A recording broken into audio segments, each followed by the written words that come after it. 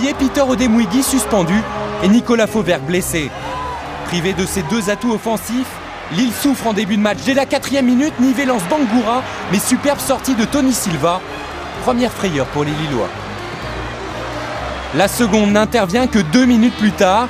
Le centre de Ferreira trouve la tête de Benjamin Nivé, mais nouvelle parade du gardien lillois.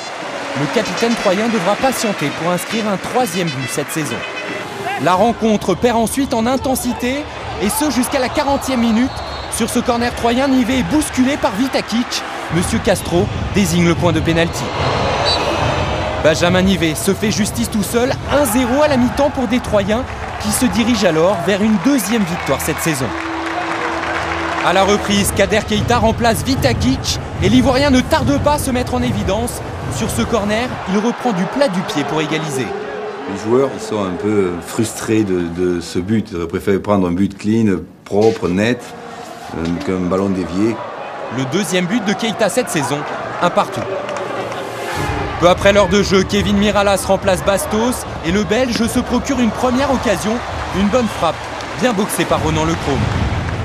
Auteur d'un match décevant, Youla cède à son tour sa place.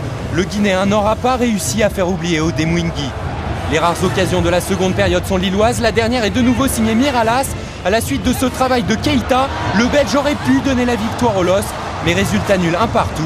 Déception des deux côtés, le LOSC n'a gagné qu'une seule de ses 5 dernières rencontres, alors que les Stacks courent toujours après une 2e victoire. C'est sûr que si on veut se maintenir, il faudra engranger plus de points. Mais en tout cas, nous on a la foi et on va se battre jusqu'au bout. Et si les Lillois ne garderont pas un bon souvenir de leur déplacement dans l'Aube, c'est aussi parce que certains ont dérapé, à l'image tout d'abord de Kouassi, qui provoque Plestan, mais également de l'arbitre qui aurait eu des mots envers Mathieu Bonnemer. La première des choses que je demande à mes joueurs, c'est de respecter l'arbitre. Et je demande en contrepartie que celui-ci respecte mes joueurs. Arrête, non, faut dire quelque chose. L'arbitre, moi, il va marquer ta gueule. 3 fois. Alors maintenant, il faut faire quelque chose. Faire quelque chose. Arrêtez, chaque fois on se fait enfler. 3 Lille, un match dont on devrait hélas réentendre parler.